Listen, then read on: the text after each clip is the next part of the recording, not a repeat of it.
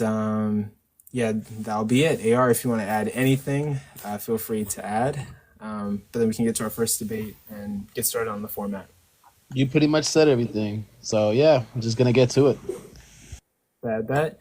And so I'm going to start the timer. And also during the debate, me and AR might jump in to moderate a little bit because that's one of the changes we're making to make these more professional and educational.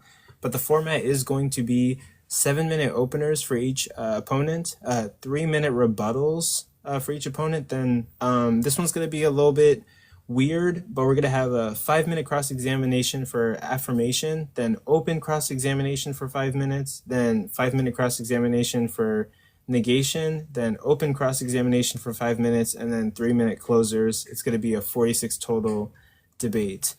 You guys got that? You guys okay with that? So we're going to keep the rebuttals? Yep. Yeah, you guys are, Okay. we're That's going to get fine. we're going to have the rebuttals and then the cross-examination, open, cross, open, then the closers. This was a format requested by the debaters, and I like it. It's awesome, and we can do that and make it run.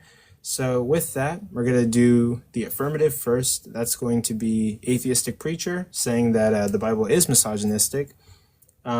I can start your timer whenever you say your first word, and you can start anytime, and we'll get on with it.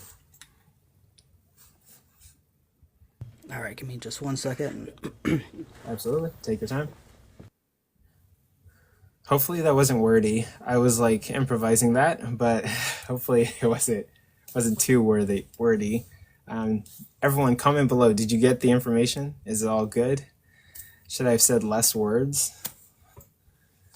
Let me know. But yeah. And like I got like a fruit fly in my room. So you might see me swat. All right, I'm ready. All right. But Hello and good evening to all. Thank you for being here to hear the debate between NoDegree Required and I on Is the Bible Misogynistic? I am AP, short for Atheistic Preacher, and I want to start off by thanking the hosts, Coco and AR, for having us on tonight on the Day of Debates platform, to the judges for their time, and to NoDegree Required for meeting me on the debate stage again. With that, let's dive in. I believe the best place to start is to understand what misogyny is. Misogyny is a dislike of, contempt for, or ingrained prejudice against women. It's a form of sexism where women are under men, such as legal and social status, and can present itself in many ways. Most common being the lack of equal rights and value as to men, as well as lack of consent and bodily autonomy being taken into consideration for the woman's life. To further break down and understand this definition, contempt for is the feeling that of a person or thing is beneath consideration, worthless, or deserving scorn. Ingrained is a habit, belief, or attitude firmly fixed or established, difficult to change, and prejudice is preconceived opinion that is not based on reason or actual experience. Now that we have an understanding of what misogyny is, let's jump into what the Bible says about women, their roles, how they're treated, what God's perfect law says, and more. Judge for yourself if the scripture examples I bring up align with misogyny and unequal treatment of women for no justifiable reason. Let's start at the beginning. Eve is created for Adam, to be his helper, not as an equal, a helper. Genesis 2:18. And who appointed it this way? God. This is echoed in 1 Corinthians 11:9, when it states that a man was not made for the woman, but woman was made for man. When God is casting Adam and Eve out of the garden, he curses man with work and woman with multiplying the pain of childbirth. That's in Genesis 3:16, and that she will be ruled by her husband. Ephesians 5:22 through 24 teaches also that a wife ought to submit to her husband because he is her head as God is his. As if we needed more to help us understand the teaching of the Bible show God's views of women's roles, we see also in 1 Timothy 2:11 through 15 that a woman should learn in silent submission, never assume authority over a man, and to understand that it is because of Adam and Eve that women will be saved through childbearing. Now let's get into examples of how the legal system set up by this God character was used to control, oppress, and even take women by force. Starting in Deuteronomy 22:13 through 21, the law is given that if a man and a woman marry, and he goes into her and then hates her, he brings her to the court and accuses her of not being a virgin. If the evidence is presented, a bloody sheet, The man is whipped, he is forced to pay a fine to the woman's father, and they are forced to remain married. Meanwhile, what happens to the woman if the bloody sheet is not presented? She is taken to her father's house and stoned to death at his doorstep. So out of hatred and a biological unfounded virginity test, a woman's life can be violently taken, and yet a man lives. He pays a fine to her father, takes a one-time punishment, and then keeps her as his wife forever. That alone shows the Bible's view of women and teaching being misogynistic. But let's continue on because there's still so much more. In 2 Samuel 13, 11 through 19, we see the story of two of King David's grown children, his daughter Tamar and his son Amnon. Long story short, Amnon tricks his sister into his room, then forces himself on her. He is then overcome by hatred of her and casts her out of his room, despite her pleas that somehow was worse than the assault that just took place on her. And why would she think that? To understand this, we need to look at the law given in Deuteronomy 22, 28, and 29, where it states that if a man seizes an unbetrothed virgin, which Tamar was, that the man should pay the father for her, and she should be his wife because he violated her. So because of this law that holds such an ingrained prejudice against women, Tamar believed that she was worthless now without being married to her brother, because he assaulted her. Now what about something that this perfect and just God character does? In 2 Samuel 12, 7 through 14, the prophet Nathan rebukes David for sinning by ending a man named Uriah to cover up the fact that he got his wife pregnant, and then taking her as his wife once Uriah was dead. David repents, and in verse 13, we see God has put away David's sin, yet somehow still moves forward to take the life of the infant son born to him and his new wife, and cursing David's wives to be clearly taken in public. So we see a man do a sin, and somehow women suffer by her new baby dying and all of them being taken in public. When it comes true in chapter 16, when David's own son Absalom overtakes the capital, and in an act of dominance, power, and war takes his father's women in the sight of all Israel, at the instruction of one who speaks for God. Verse 23. How does this not show that women in the Bible are in a role of being beneath consideration, expendable, or scorned by treating them with this extreme disrespect? There is so much more that we could address on the God character of the Bible, its laws, or its stories of how it paints women as lower than men. They are for men to take, lead, and own, to make huge choices for them like marriage and childbearing. We can see how Hagar was taken and used for offspring, and then abused and kicked out once a true son was born. Genesis 16, 1 through 16, and chapter 21, 9 through 21. Or when we see that fathers can sell their daughters as wives, men deciding the future of women, like who they will be with and have children for, disrespecting their autonomy or equal say. Exodus 21:7. Or we can see examples of this in Genesis 24:50, when Rebekah's father and brother agree for her to be Isaac's wife with Abraham's male proxy. Or how about when God's nation was able to take women they desired from captives and strip them of their identities only to make them a wife for themselves, and also having the loophole that if he didn't like her after, he can just kick her out. Deuteronomy 21:10 through 14. I'm sorry? 1 minute left. Okay. There are still so many more passages that can be looked at, but let's pause here with this. Whether you believe the Bible is God's perfect word, his quote-unquote basic instructions before leaving earth, or if you believe the Bible is just ancient manuscripts written by ancient people of their time, we have to acknowledge the system and teaching set up here through myth, tradition, and legal codes are misogynistic. Thank you. Cool. And with that, you had 32 seconds on the clock. Now, NoDegree, you're going to do your opening statement, and you get 7 minutes. And it starts whenever you say your first word. All right. Okay. Well, I appreciate everybody joining us for this fantastic debate. This is a topic that's not really talked about a lot. It's a topic that most Christians don't really discuss. I have not really ever discussed it either. But in light of current information, I decided to tackle it. And I have to admit, for the first time in my life, in these debates, I wrote out a complete opening statement and realized, this just doesn't seem like it's going to work. So I ripped it up, threw it in the trash.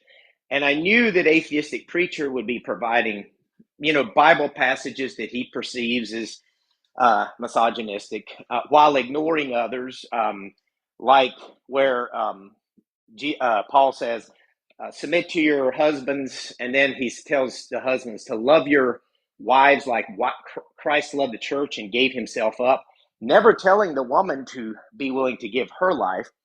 I knew he was going to ignore passages and books like Esther, Ruth.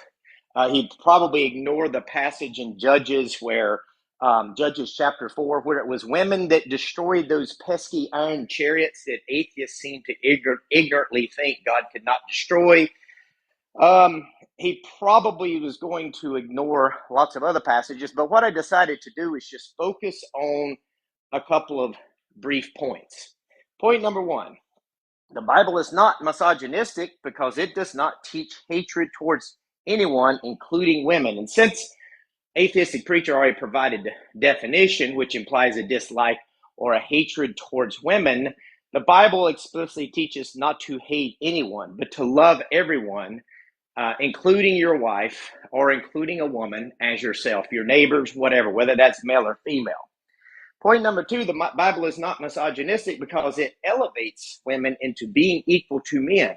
This is one of the things that historians point out, such as Thomas Holland, as well as others, that Christianity and the Bible actually elevates women to an equal status in society, unlike these other, one might could say, secular laws of the past. In fact, Galatians 3 says there is neither Jew nor Gentile, neither slave nor free. There's male or neither male nor female, for you are all one in Christ Jesus. So since we're all one in Christ Jesus, the Bible can't be misogynistic. Also, since Eve was created from the side of Adam, implying equality with Adam, not from dirt like Adam was made, then this shows that the woman is a unique, beautiful creation specifically for the man. Now, if you think that's misogynistic, that's kind of a strange way to define misogyny. Misogynistic seems like you're just redefining words at that point. But to me, I think the main thing is the exciting new data that's currently coming out today as we speak, which sheds light on the actual behavior of men and women, the natural way men and women do things. For example, women practice hypergamy. This is a known fact now among people who study the behavior of men and women. Hypergamy is this idea of marrying up or partnering up. Women specifically, and let me just say here, there are some exceptions, obviously, for Christian women who are virtuous in that regard. But generally speaking, women, when they're looking for partners, are looking for a partner that betters them in society. Someone who's either more intelligent, higher in social standing, richer, whatever, they're looking to marry up. While on the other hand, men are more interested in beauty and virtue, and they're more interested in a woman who will cost them something, but they're willing to pay that price. Men come into a relationship understanding they're going to be the one paying the most. Women come into a relationship understanding that they're going to be the one paying the least. So it depends on how much you're willing to elevate yourself as a woman and how much you're willing to give up as a man. And this is just common natural behavior that experts have pointed out. Secondly, dating apps have shown that women choose the top 20% as high as the top 1% of men, and the 80% are virtually lower or virtually don't exist to them. Like a plumber, an electrician, a mechanic on these dating apps, they're looking for what we would consider the kings of society today. The influencers, the entrepreneurs, the rich lawyers, the ball players and stuff like this. This is what women are looking for, something that's going to elevate them. And what they're willing to do in order to accomplish this hypergamous step up is to essentially practice what's known as soft polygamy. Now, men are to blame for this too, because these kings, you could say, are willing to, use these women for their own pleasure with no intentions of settling down. The women know this, they know they're players, but they think somehow they've been deceived, misguided to think, oh, well, they're the woman that's going to land this guy. Well, what ends up happening is they end up practicing this soft polygamy.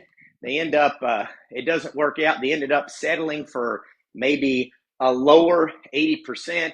Then they end up getting divorced in a few years. These are pretty common behaviors among men and women. The point is, all of them are consenting to this. Now, why is this important? Because in the Bible, there's passages that talk about men and women. In one case, it says that a king should not multiply many wives. Well, why does it say a king? Well, studies have shown women want the king. In polls and stuff, women, when asked, would you prefer to be the side chick of a king or the wife of a peasant? Most women will answer the side chick of a king. Now, of course, there's some exceptions to the rule. A virtuous woman who may be a Christian may answer differently, but this is a common answer among women. So, finish up your last sentence. What's that? Oh, finish up your last sentence. Oh, I was waiting for my 1 minute warning. Sorry, Oh no. Give him a minute. I'll give you a minute. Okay, well, let me give you just a couple more little things here. So the other thing is 52% of women today are actually the ones that have a backup plan, a backup partner. So the women today, it seems to be more than willing to practice these strange relationships and consent to this. And it actually destroys feminism, because feminism is this idea that women don't need a man. But even the most educated women among society, not only do they think they need a man more powerful than them. So the Bible is just dealing with the nature of women. It's not being sexist or misogynist. It's dealing with the nature of men. And that's how it should be looked at. Not that there's some sort of hatred toward women, because that's forbidden in the Bible. Okay. And with that, 24 seconds left. From this point on, I will be telling both of you whenever you have like a minute left. I'll keep an eye out on that.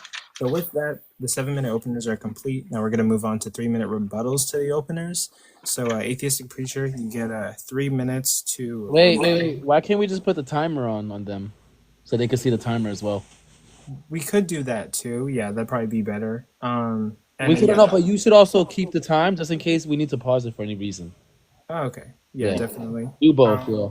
I could do the timer while you do the timer on there. I'll do the timer on here. Okay. Yeah, we can do that. Yeah, just let me know when to start, and then we'll start. Okay. But when he says his first word, then we'll, Yep.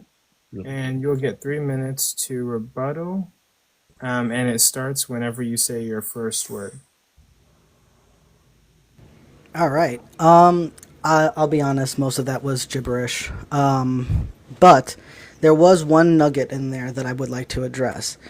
In this whole whirlwind of dating apps and hypergamy and kings and players and needing powerful men, he did mention how I was cherry picking and how I was taking things out of its context to, try to say it's misogynistic when it doesn't teach the hatred of women. Well, I'm sorry, you can't make a cherry-picking argument by cherry-picking the definitions. Again, I was very thorough in my introduction about what misogyny is, as we were also in our messages prior.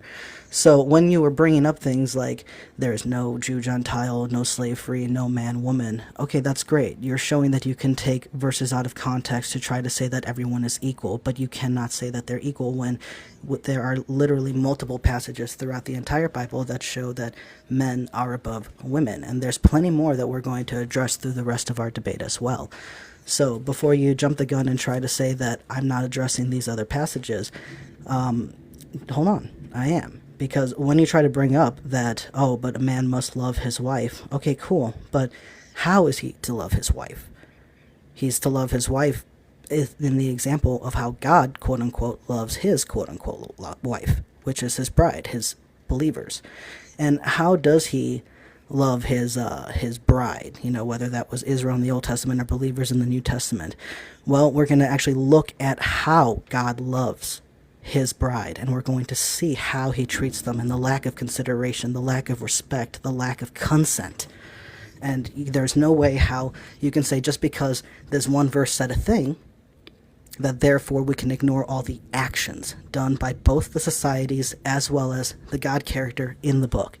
If your strongest response is, or if your strongest argument to is the Bible misogynistic is trying to rely on the contradictions of, oh, but it says love your wife here, then you've already lost, because you are admitting that, well, we can cherry pick, and therefore, if I can ignore all the bad stuff and only look at love your wife, then you are admitting that you do not have the Bible as a reliable tool on how to judge anything, really. You don't know anything about it. You are given a contradictory tool, and because of that, we can't use it for you to say the Bible is or not misogynistic. So in the rest of the debate, I want you to pay attention to all the questions and everything that we discuss, because we are going to address how the actual actions of the society and practices of them through their legal codes and traditions and the actions of this God character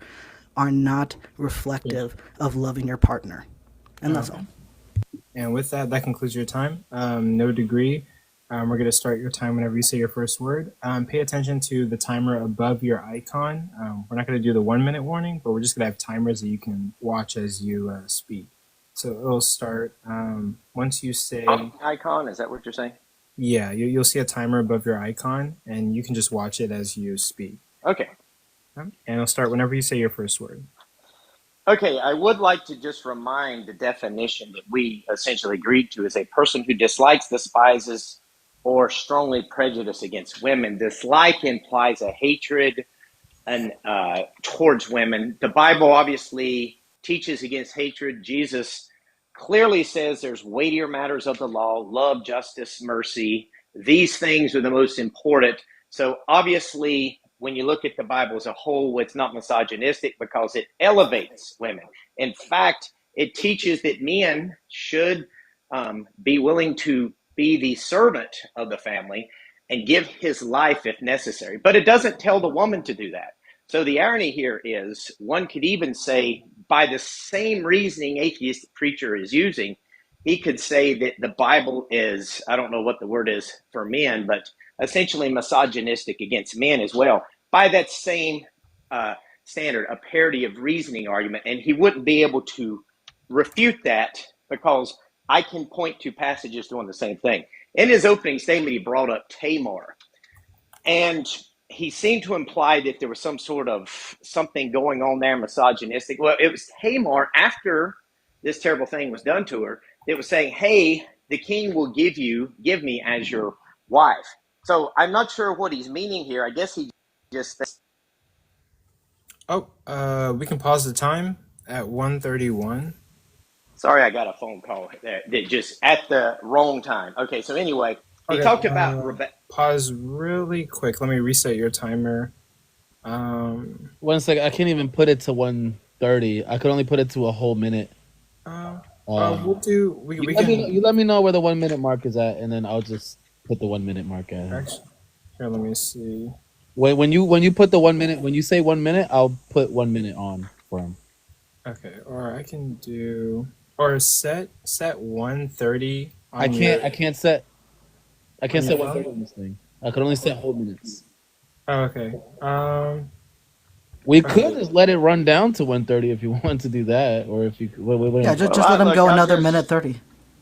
Yeah, I'll just finish up. I don't even think I have a minute 30 left. So basically, Tamar and Rebecca, he brought up Rebecca too, fully consenting to these things. So I'm not real sure what he's saying here is that, and I don't know there's a couple other things he said strangely, but he did say something about gibberish. It was interesting that atheists call scientific data gibberish. And it's ironic because that's what they say they want. When I provide the scientific data, it's gibberish. The reason it's gibberish to an atheist is because atheist feelings don't care about facts. And that's a huge problem in these debates. So in conclusion here, basically what he brought up doesn't tell me anything about whether the Bible is misogynistic. In fact, Dr. Josh Bowen will say some of these passages that he brought up are actually protection for women in the ancient Near East.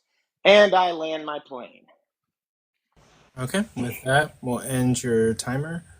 And then we're going to move on to the cross-examination. The affirmative is going to get 5 minutes to cross-examine the negation. And that will start whenever you say your first word, atheistic preacher. NoDegree, do you believe that men and women are equal in their value? In their value, it depends on what you mean by that. No, generalize it. Men and women, are they equal? A man is not going to be equal as doing women roles as a woman would be. So no. What's a woman role? Well, there's certain things that by nature women prefer to do. They prefer to marry up. They prefer to overall take care of their children at home. They prefer to be the nurturer, things like this. They prefer to be all right. Thank you. I think I understand what you're saying. Okay.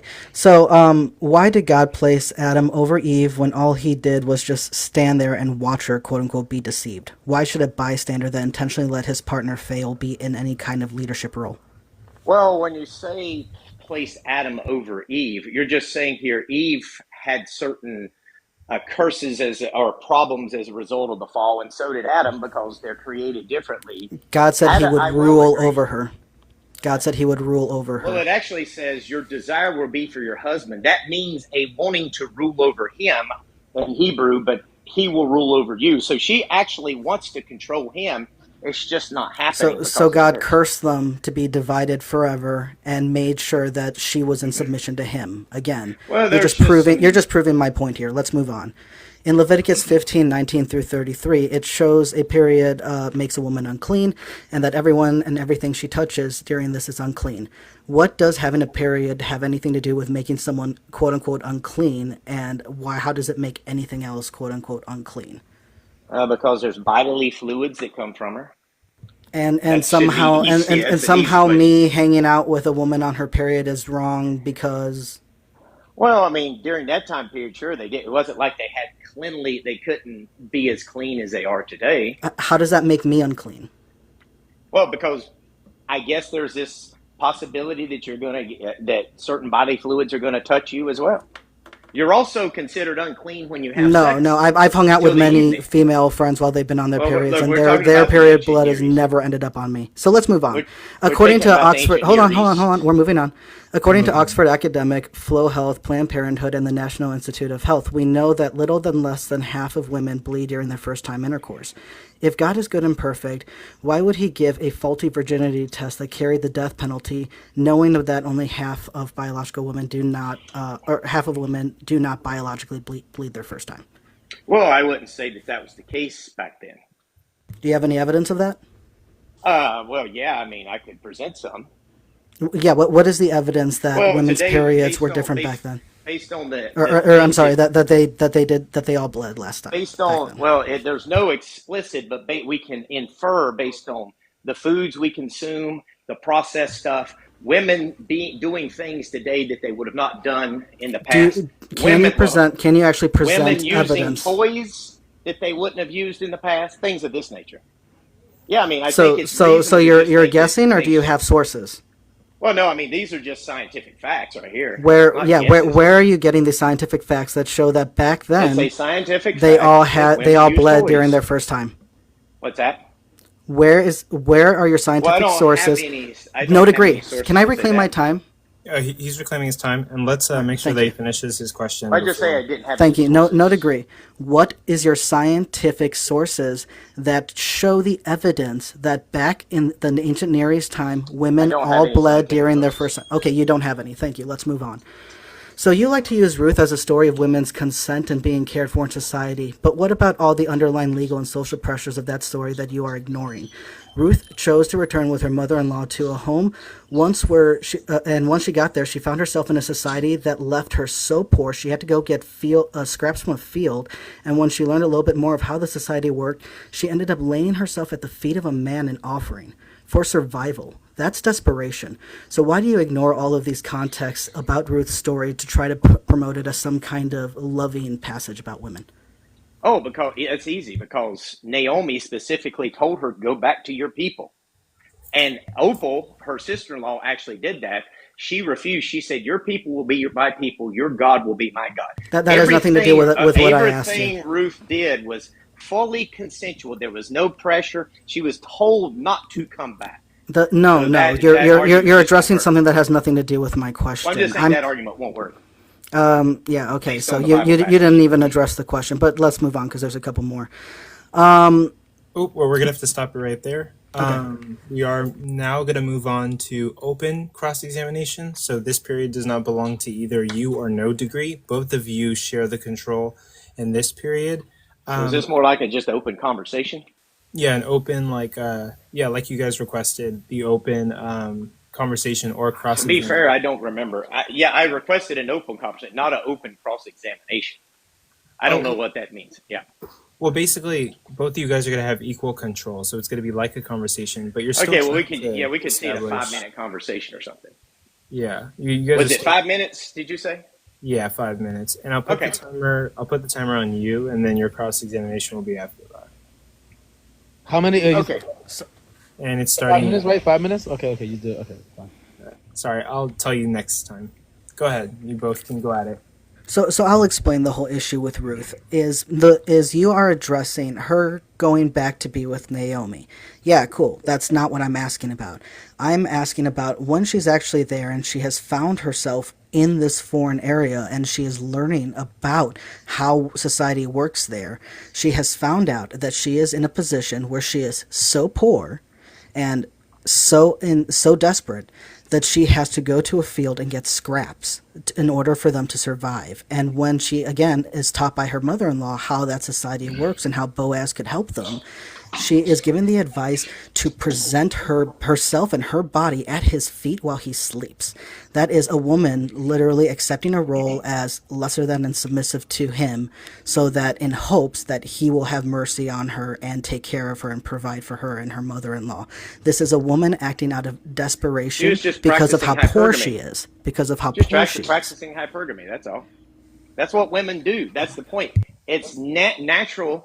For some reason, it's in women's biology, and people have said from the atheist perspective, the scientist perspective, that this is an evolutionary benefit to women. Now, do you think that... Are you arguing for evolution, or are you arguing for the Bible? No, I'm just simply saying that you can't just deny what would be even what an evolutionist would say. It just seems to agree with the behavior of women here, what she's doing.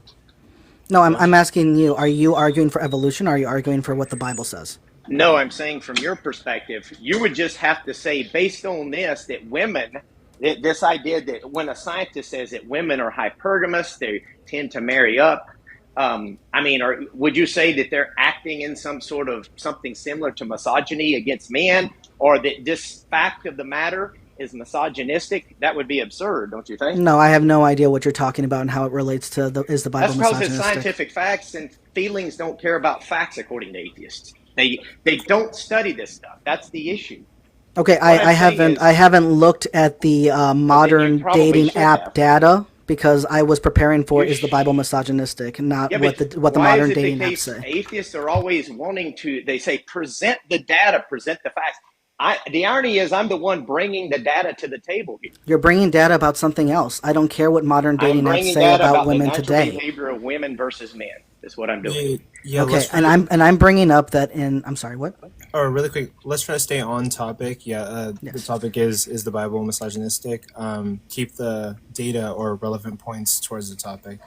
Yes, and I'm trying to bring trying to bring up context from Scripture that shows how their legal system, their tradition practices, and the God character of their societies actually acted when they treated women, and it was oppressive. It was lower than men. It was them being able to treat women in all kinds of horrible ways. And yes, maybe back then. I don't think you understand what I'm saying here. What I'm saying here is women, by default, when they enter relationships, they think, okay, I'm entering a relationship with someone who's higher than me, so I can elevate myself. That's why you see even the most educated women in society today will often dump their poor mechanic men after they get an education and try to find someone who's higher than them. This is the natural behavior of women, and according to scientists, it's an evolutionary benefit. It's a byproduct of evolution.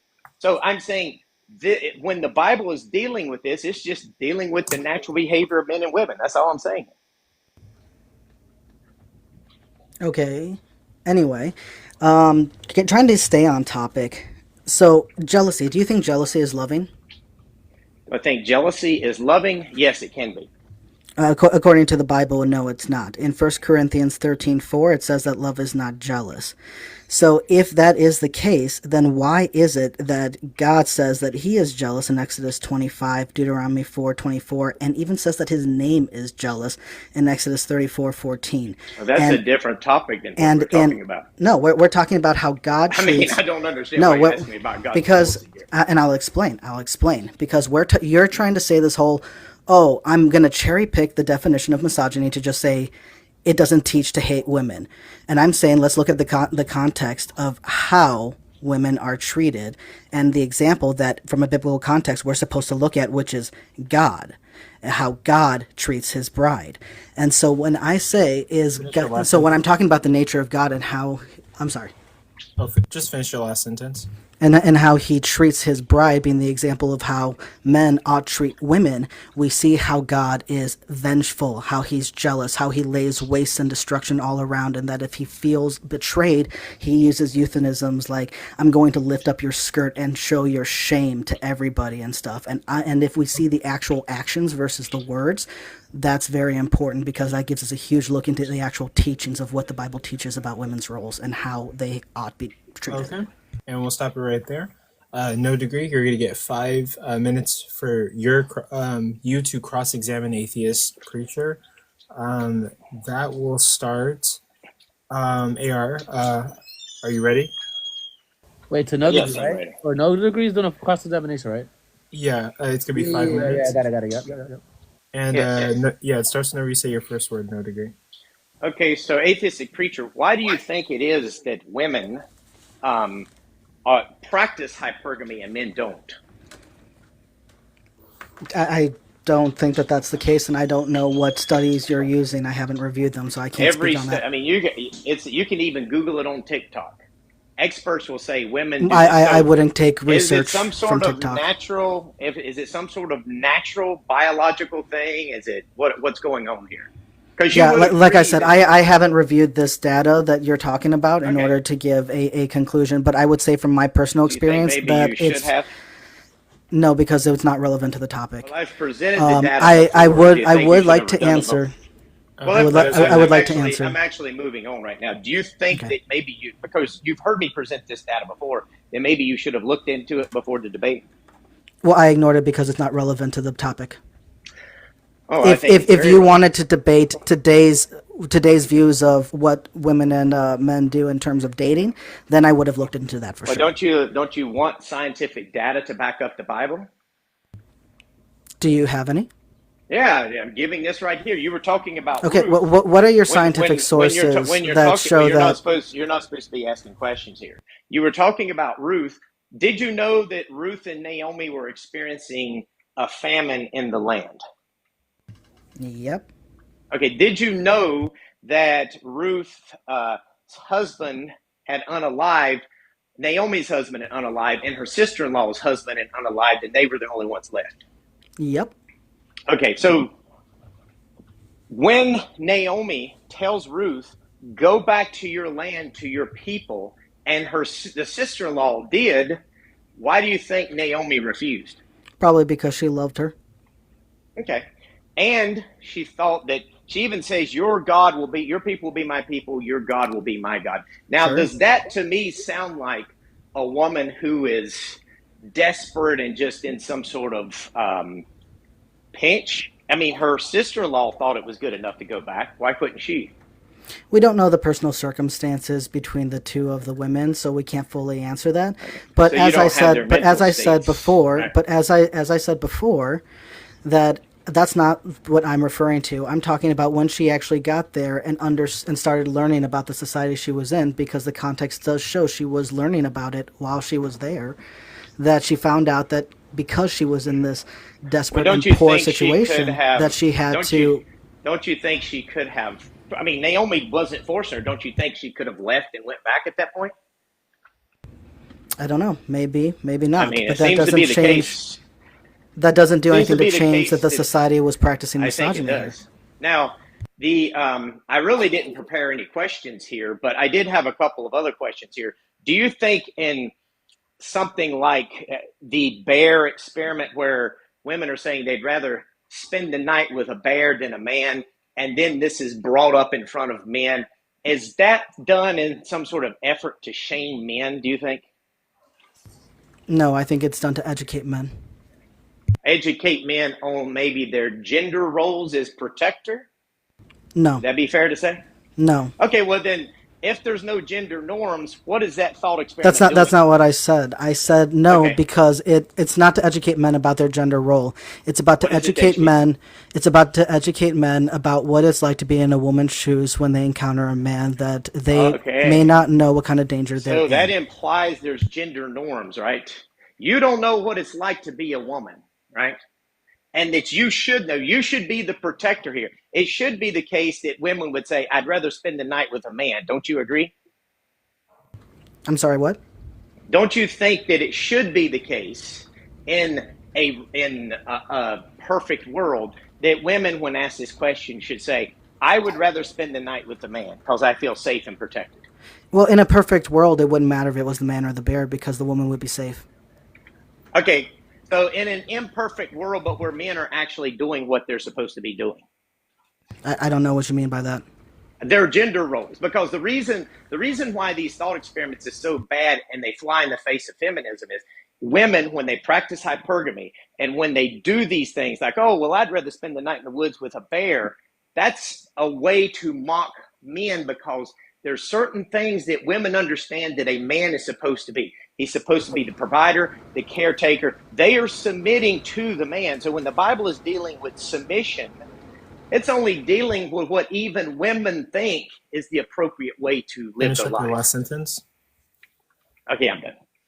Okay, cool. With that, we are going to go into one last open cross-examination or conversation, and then after that, we're going to go to final closing statements.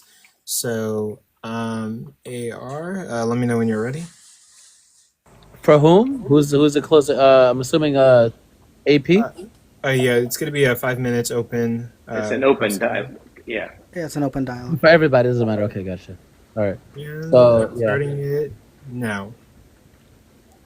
Okay, so my main point here is the case. When we have this brilliant, beautiful information, we can now reasonably conclude that the Bible isn't intending to be misogynistic.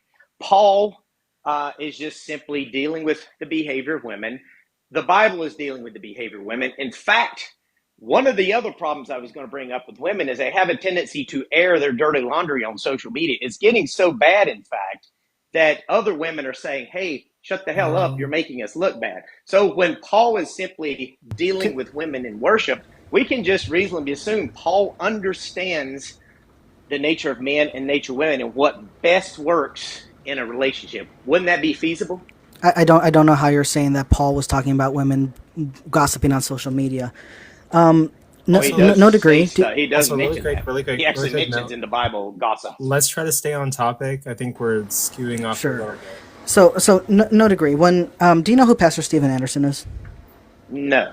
Okay, so I was listening to one of his sermons where he was talking about these quote-unquote gender roles from a biblical perspective, and he talks about how he practices spousal discipline and how he'll strike his wife, and he will use the Bible and its passages about loving your wife and leading your family to justify it. In Ephesians 5:22-3, 1 Timothy 3:4-5, 1 Corinthians 11:3, and it all relies back to Genesis 3:16 about how her desire will be contrary to her husband and yet he will rule over her, and that he is taking his gender roles given by the Bible very seriously, and that the Old and New Testament both support this misogynistic role of a patriarchy where women are underneath men, and that if he wants to strike her, he can, especially if it's for discipline. And we see that he owns her in all kinds of ways. He can say what she does. He can say where she goes. He can even control her words. As we see in the Bible, the law literally is given that if a woman makes a vow even to God and her father or her husband, yes, I'm almost done. And if her father and her husband disagree, they can literally revoke it. She can't even control her own words. How could you possibly say that this society, that this in the Bible, or that this God character is not misogynistic? Well, the pastor guy you were talking to sounds like to me to be a bona fide dumbass. I would ask you, do you think he's loving his wife like Christ loved the church, like Paul commanded him to do? I think that he can definitely use the Bible to justify how he's treating his wife. Absolutely. But that wasn't my question. Do you think he's yes? Loving I think his that wife I think that he can use God. I think he can use the God character in the Bible to justify what he's doing. Is that what you were saying? He was saying slapping her around. Yes, there's all kinds of different methods, but I would say to answer your question. Let me answer your question. Go ahead and answer the question. Sure. To answer your question, I could definitely say that yes, he could show examples of how God disciplined, quote unquote, his wife, whether it be Israel in the Old Testament, that's a loving act, right? Or believers in the New Testament, and how that was love. Okay, so you think slapping a woman is love? No, I do not. Okay, then your argument doesn't work. I said that he could make that case from the Bible. I don't think he could. Since Jesus said there's weightier matters of the law, love, justice, and mercy, I don't think you could say, oh, because Jesus says there's weightier matters of the law that are more important, then it's okay for me to just every once in a while be violent to my wife. Did we finish the 5 minutes? Do we still have more time? Yeah, you have a minute. Okay. I'm sorry. What was the question again? So if Jesus says there's weightier matters of the law, love, justice, and mercy, Paul says, love your wife like Christ loved the church and offered himself for it, then I don't see how you can think that some dumbass pastor can say, oh, well, look, I'm loving my wife like Christ loved the church by being violent to her. Sure. I think that would pretty much just get us to where when we look at the words of Paul, we can throw them out for the words of Jesus, who talks about how one ought love their family, including their wife. So little compared to how much they love God, that if God asked, for example, Abraham to off his kid, that the act should be obedience to God. So this teaching of, oh, God wants you to love your wife, so you think at a moment's notice could also mean throw her in the fire if he wanted. You think God would tell someone to slap their wife around? And then you can answer that question, and that will be the end of the. That seems like what you were implying. That's not what I said. Okay. Do we end it there? That's it. I guess the question was answered. But we can now move on to closing statements. So, Atheist Preacher, you're going to get 3 minutes to do your closing statement, and then NoDegree, you will follow. Okay. I'm setting the timer. AR, you ready? It's 3 minutes. Yeah, I'm ready. 3 minutes, yeah, I'm ready. To who? AP? Yes. AP. Cool. And go ahead. Again, a huge thank you to our hosts, Coco and AR of Day of Debates for having us on to debate Is the Bible Misogynistic, to our judges, and to NoDegree for being my debate partner again, and to you, the audience, for listening. A quick reminder of what misogyny is: the dislike of, contempt for, or ingrained prejudice against women. I believe I have presented plenty of passages throughout our time here to show that the Bible holds repeated examples of laws, practices, and teachings that put women on a lower level than men, allowing them to fall victim to many forms of oppression and harm, and we've only hit a handful of them. We can't forget about Ruth, who wanted to stay with her mother-in-law and found herself in a society that, for survival, she ended up presenting herself and body to a man at his feet while he slept. Ruth 3, 8 through 9. And that's not a beautiful story of consent and want, but of desperation.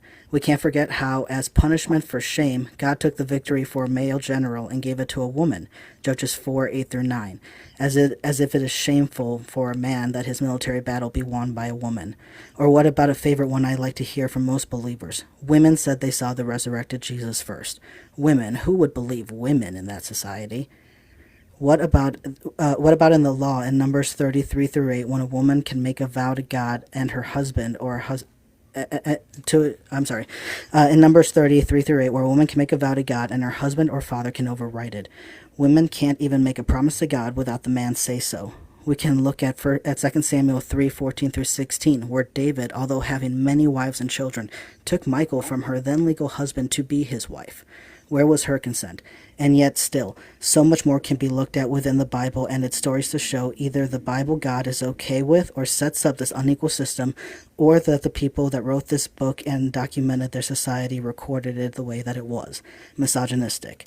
We see countless teachings, laws, and traditions that place women as less valuable than men. Their consent is greatly ignored and often led to violence, sexual and non, and that they were under the authority of men, either their husband or their father, and they could literally take back her words if they felt. There's no other word that we can use to describe this patriarchal system other than misogyny. Thank you. Okay. With that, you had 38 seconds on the clock. We're going to end it there. And No Degree, we're going to start your 3 minutes. And AR, you got the 3 minutes on the clock? Yeah, I had it. Yep. Go ahead. Okay, cool. And No Degree, your 3 minutes starts now. To thank everyone once again for taking part in and listening to this debate. I thought it was an interesting debate. It's a debate I'd never had before. I don't think Atheist Preacher made a case. All he was doing is talking about prescriptions for law in the Mosaic Law and saying, well, these are misogynistic. But again, I could just simply take this same approach, do a parity of reasoning, take prescriptions in the law dealing with men and what they're saying doing that, and say, okay, well, the same is true, the misogynistic version of men, whatever that word may be. So this argument just isn't really going to get anywhere. Plus, with the data that I had presented showing that women practice hypergamy, when they enter a relationship, they intend to marry up, to better themselves. Men, when they enter a relationship, that's not on their mind. In fact, they're more likely to pick a beautiful young woman working at a cash register, and they don't care if she's a lawyer or not. Women, on the other hand, would prefer a woman, a lawyer, according to studies, who's bodied over 100 men to marry, and men prefer a woman who has not bodied anybody to marry. So it's just the different nature of men and women. We see this in the Bible. We see Ruth, we see Tamar, we see these women just naturally doing what their biology, how God created them to be the one to come along and be the helper to men. This is ultimately the role, whether women agree to it or not, actually is the role that they think they prefer, or they prefer implicitly, even though they never admit it. And they show this by thought experiments like, would you rather spend the night with the bear in the woods or the man? And women will say the bear, and point this out to shame the man. They'll talk about how men aren't behaving the way that they should be. And this is a huge problem, showing that there are gender norms. And because women do try to marry up, this actually defeats the feminist movement, because the feminist is saying a woman doesn't need a man. Even the most educated women practice hypergamy. It doesn't make sense if feminism were true, if what they believe is true. So I just don't think Atheistic Preacher presented any kind of case. I can point to passages where Jesus is saying, the greatest commandments is love, and that is above all. I can also point to, interestingly, he brought up 1 Corinthians chapter 13, which is considered the love chapter. It's the one that women love having quoted in. It's the most quoted verses in all of the Bible when it comes to marriages. Secular women. What's that? Finish up your last sentence. Okay. So the point here is women don't really think implicitly about this idea because they understand there's gender roles, gender norms for male and female as well, and the Bible's just simply dealing with that. Okay, we'll stop it right there. So that's going to be the conclusion of the debate. Thank you, Atheistic Preacher, and thank you, NoDegree, for your candor. We're going to allow the judges to have their moments to come up with like their scores or who they deem to be the winner of the debate.